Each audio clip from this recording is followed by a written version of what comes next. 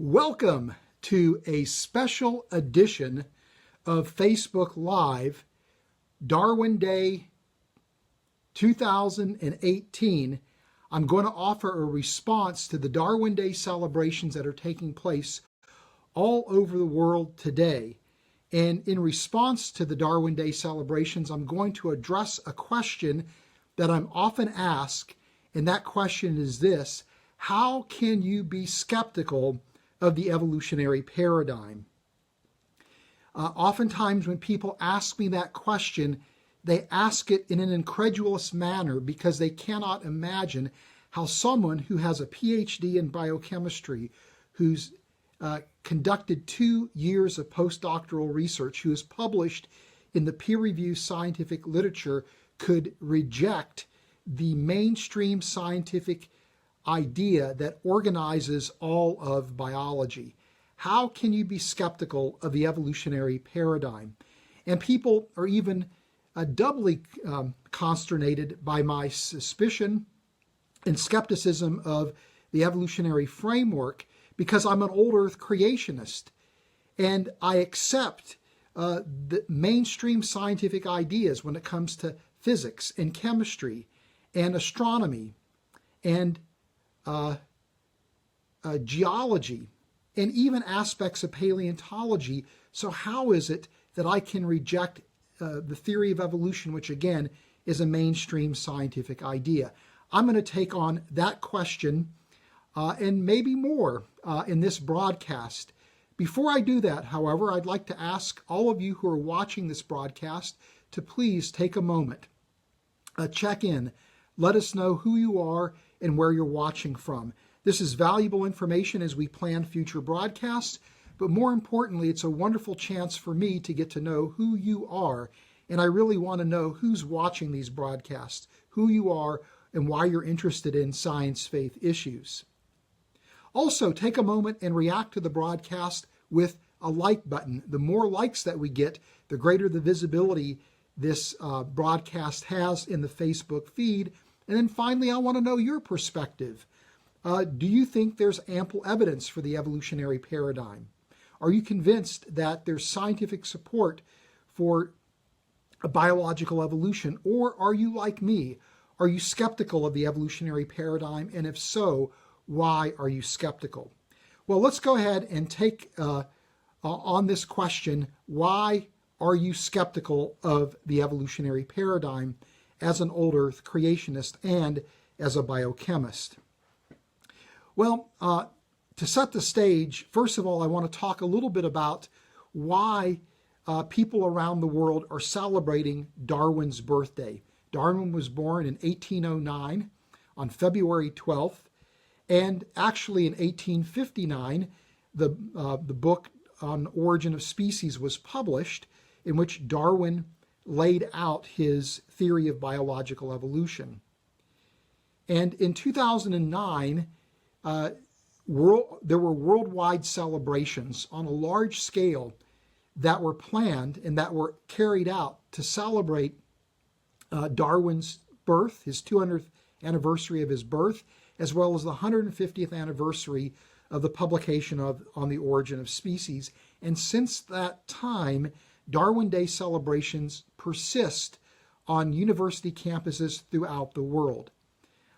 This is an opportunity for biology departments to engage the university community at large, celebrating Charles Darwin, the scientist, the man, and also celebrating Darwin's legacy.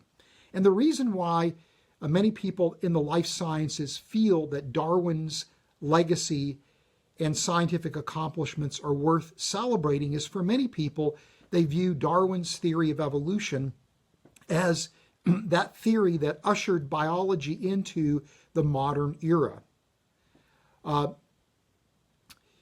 Darwin did something that many people describe as revolutionary when it comes to biology.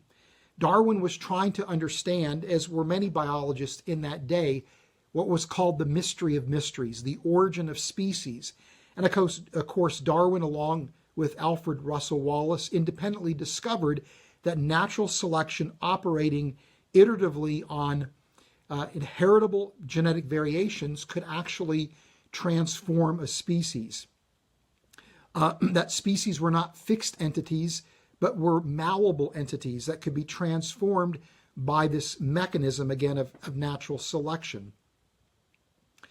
And then later on, Darwin, in his book, The Descent of Man, added to the mechanism of natural selection the mechanism of sexual selection, where if natural selection is survival of the fittest, then sexual selection is survival of the prettiest.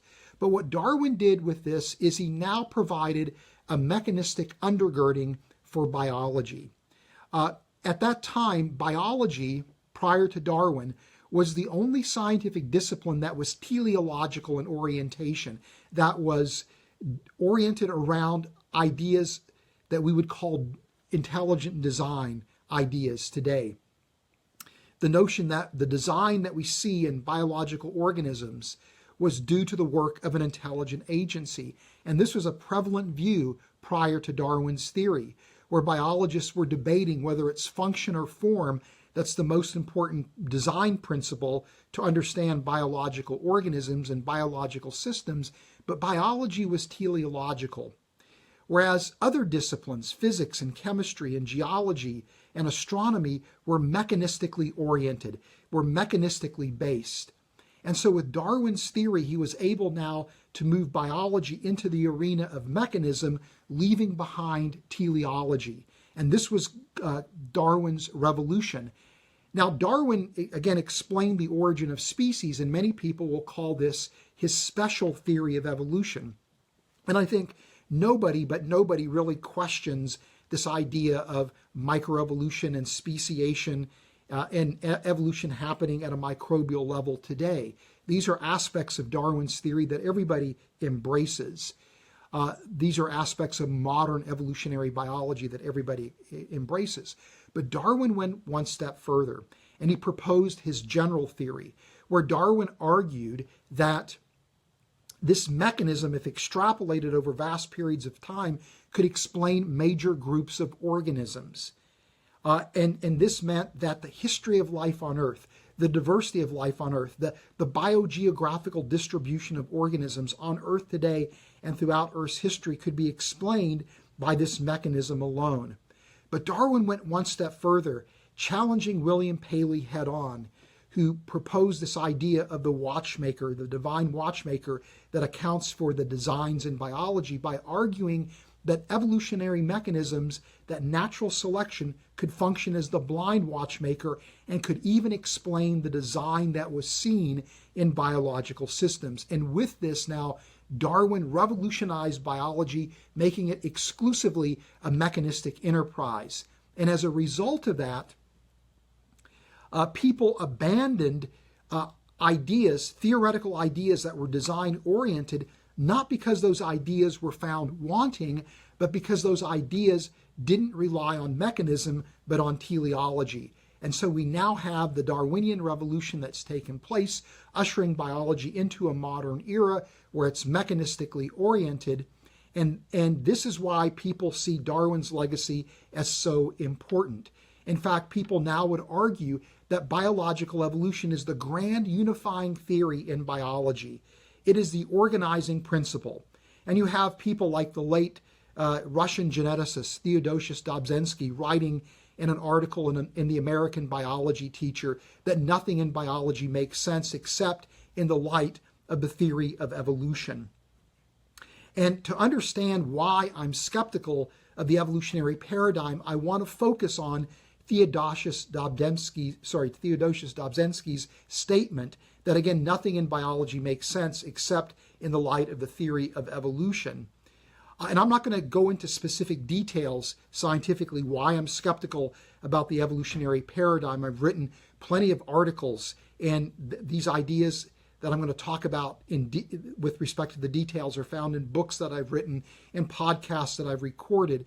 But rather, I'm going to talk about my skepticism in broad brush terms, focusing on 4 categories of reasons why I'm skeptical of the evolutionary paradigm. Each category independently justifies skepticism in my view, but on top of that, when we combine these 4 reasons for my skepticism together, we have a very powerful weight of evidence argument against this claim that evolutionary theory can account for everything in biology, and hence a creator is not needed. So let's go ahead and take a look at the basis for my skepticism. And my skepticism is primarily scientific in nature. It's not biblical or theologically motivated.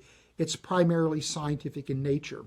And the first reason why I'm skeptical is because evolutionary theory cannot account for the major transitions in the history of life on Earth. The evolutionary paradigm cannot explain the origin of life, the origin of eukaryotic cells, the origin of sexuality, the origin of body plans, the origin of consciousness, the origin of human exceptionalism, the origin of human morality. These are the key transitions in the history of life on Earth, and these transitions cannot be explained through the evolutionary framework today. And again, I've written articles on most of these areas, again, highlighting the inability of evolution to account for these transitions.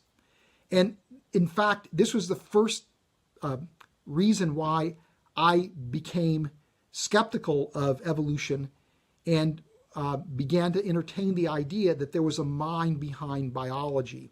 I was a graduate student. I was an agnostic. I was deeply committed to the evolutionary framework, but yet as I was studying the origin of life question as a graduate student, I quickly came to the conviction that mechanisms alone could not explain the genesis of life, the origin of the very first cells. And it was at that point I was again skeptical of the evolutionary paradigm, and that opened me up to the possibility that design could be the best explanation for what we see in biology, at least at a fundamental molecular level. Since then, I've taken a look at things like the endosymbiont hypothesis that presumably explains the origin of eukaryotic cells, and have found that explanation, when you get into the details, to be wanting. Or when you look at the Cambrian explosion, which is the origin of body plans, the event in the history of life that describes the origin of body plans, there's not good explanations for what happened to trigger the Cambrian explosion from a mechanistic standpoint. Everybody would agree there's no explanation for the origin of consciousness. And again, human beings are exceptional, and anthropologists struggle to explain how those capacities that human beings possess that make us exceptional could have originated. So the first reason I'm skeptical of the evolutionary paradigm is that it lacks explanatory power with respect to the key transitions in the history of life on Earth. The second reason is that the evolutionary paradigm suffers from failed predictions. For example, part of the evolutionary framework is that life originates on early Earth out of a prebiotic soup, a prebiotic stew. And yet we see no evidence, for example, in the oldest geological formations for a prebiotic soup on the early Earth. This is a failed prediction of the evolutionary paradigm. The evolutionary paradigm predicted that life should originate on Earth over a protracted period of time, maybe up to 1 billion years. Yet we see life originating suddenly, very early in Earth's history, as soon as the Earth can support life. The evolutionary paradigm would expect phenomena like convergence or Dollo's law to not be violated, would expect convergence to be limited, and yet we see convergence widespread in the history of life on Earth. We see Dollo's law violations. Another failed prediction would be the incongruities of evolutionary trees. Trees built from morphology and from genetics don't agree with each other, and trees built from different regions of genomes don't agree with each other. Again, that constitutes, in my mind, failed predictions, and in and of itself is a reason to be skeptical of this grand claim that evolution can account for everything, the origin, the design, and the history of life. Clearly, that's not the case. The third reason why I'm skeptical of the evolutionary paradigm is because when we look at biological systems, we see the appearance of design. This was again the point of William Paley with his watchmaker argument, that he argued that biological systems appear to be contrivances. And contrivances, according to Paley, are things that reflect the work of a mind. And there's no place where we see evidence for design in biology more profoundly than at a biochemical level. This has also had a huge impact on me, recognizing that there had to be a mind behind life itself.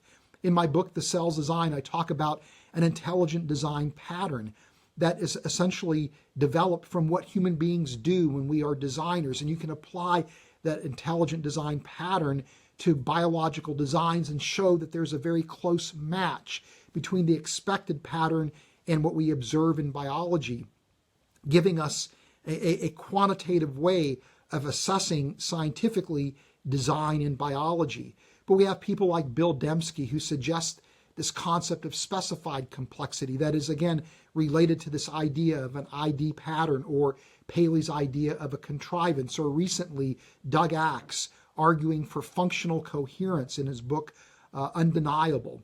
That, again, is a related idea to Dembski's notion of specified complexity and Paley's notion of a contrivance and my idea of intelligent design patterns.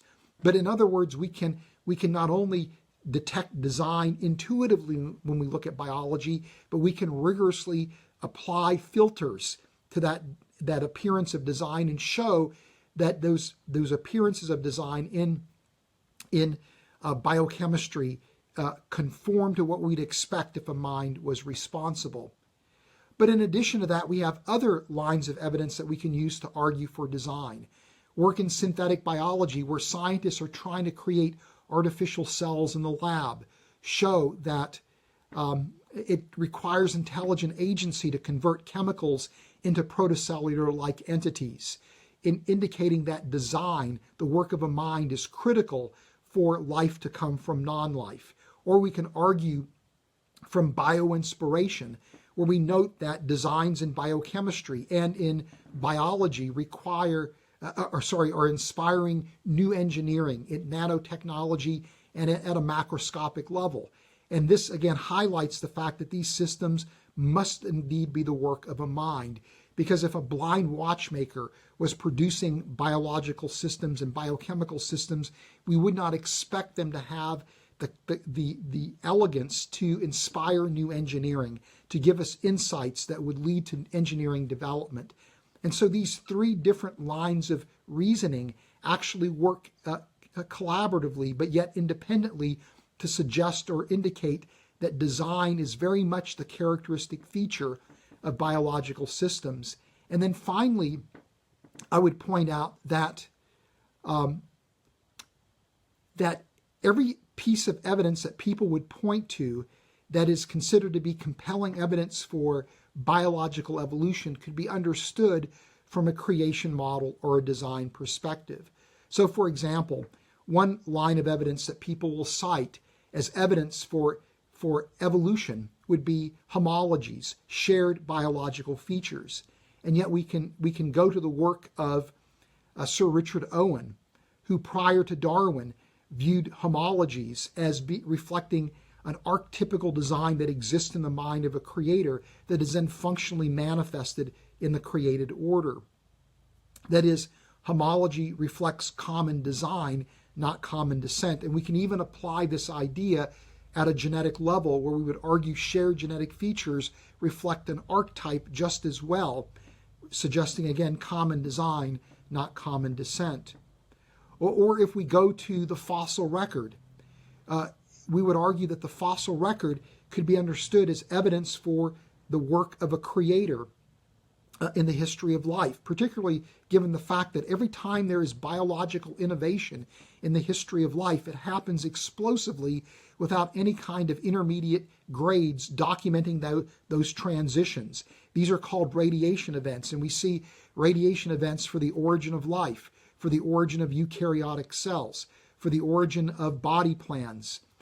We see radiation events for the origin of every major vertebrate group, fish and amphibians and reptiles and birds and mammals. These radiation events have been dubbed biology's Big Bangs by Eugene Koonin. And I would argue that this is a pattern that defies an evolutionary explanation, is consistent with the handiwork of a creator intervening to bring about these dramatic transitions in the history of life on Earth. And then finally, people would argue that when you look at the fossil record, you see stasis. Not only do groups appear suddenly, but they remain static or largely unchanged throughout the history of life. Again, evidence, I think, for divine design in the fossil record. And then finally, people might argue, well, there are some instances where we do see transitional forms, and that evidence is for these transitional forms is the fact that they show mosaic patterns with respect to two groups that presumably these mosaic forms connect in an evolutionary sense. Yet we could argue that the number of transitional forms is sparse in the fossil record, and that in many instances these transitional forms are out of sequence. That is, they suffer from what's called a temporal paradox, or these transitions are happening again very rapidly. And we could argue too that mosaic designs are the very types of things that we produce as human designers. A beautiful example would be a smartphone. A smartphone is a mosaic design that consists of an iPod and a camera and an internet device and a cell phone.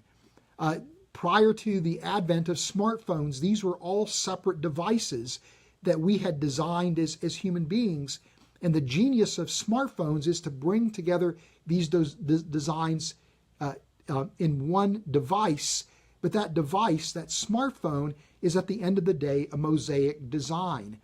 And so when we see these mosaic forms in the fossil record, we could see them as reflecting design. So why am I skeptical of the evolutionary paradigm? It's because it's for scientific reasons. That the key transitions in the history of life on Earth simply do not have evolutionary explanations. That there are several significant instances of failed predictions when it comes to the evolutionary paradigm. That we see compelling reasons to think that biological systems have been designed. Three independent lines of reasoning: the watchmaker line of reasoning, the empirical line of reasoning that comes to us from work in synthetic biology, and the bioinspiration line of reasoning. And then finally, every piece of evidence that people point to as compelling evidence for biological evolution could be understood from a design perspective. So why then isn't design a viable alternative to the evolutionary paradigm today? What I would argue, it has more to do with philosophy ultimately than it does with the scientific evidence afoot. And that philosophy is methodological naturalism, that basically argues that in order to explain phenomena in nature, you have to rely on fundamentally a materialistic, mechanistic explanation. And this brings us back to the Darwinian evolution. What made the Darwinian evolution so appealing was not the evidence in favor of biological evolution at the time that Darwin presented his theory, but it was because it was a mechanistic explanation for biology. Hence, the influence of methodological naturalism even begins to rear its head in the mid-1800s with respect to the life sciences. But because of the influence of methodological naturalism, intelligent design or creation model explanations are forbidden from being viable scientific explanations for philosophical reasons, not because of, again, the absence of scientific evidence for design. So why am I skeptical of the evolutionary paradigm? Because, again, I think the evolutionary paradigm falls short ultimately in explaining the origin and the design and the history of life on Earth. Well, I'm going to go ahead and bring this broadcast to an end. I would again ask those of you that are watching this to please take a moment, check in, let us know who you are and where you're watching from. Please take a moment and react to the broadcast with the like button. And by all means, I want to hear from you. What do you think? Is there overwhelming scientific evidence for biological evolution, or does the evolutionary paradigm in your assessment come up short? And if so, why?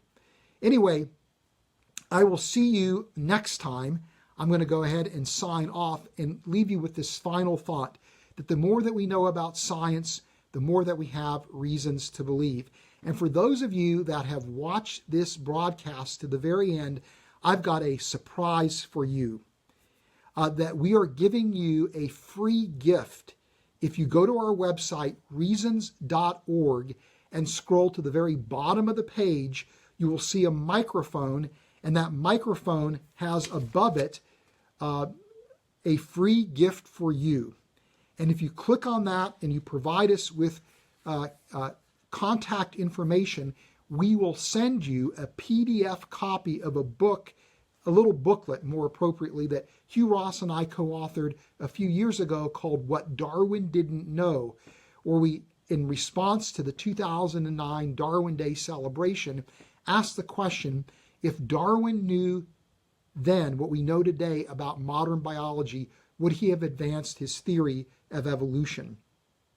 So if you want to get a free copy of this booklet, a PDF copy of this booklet, go to our website, reasons.org, scroll to the bottom of the page, and then click on the microphone that says a free gift for you, and fill out the contact information, and we will get you a copy of What Darwin Didn't Know. Until next time, God bless you, and I want you to remember that the more we know about science, the more we have reasons to believe.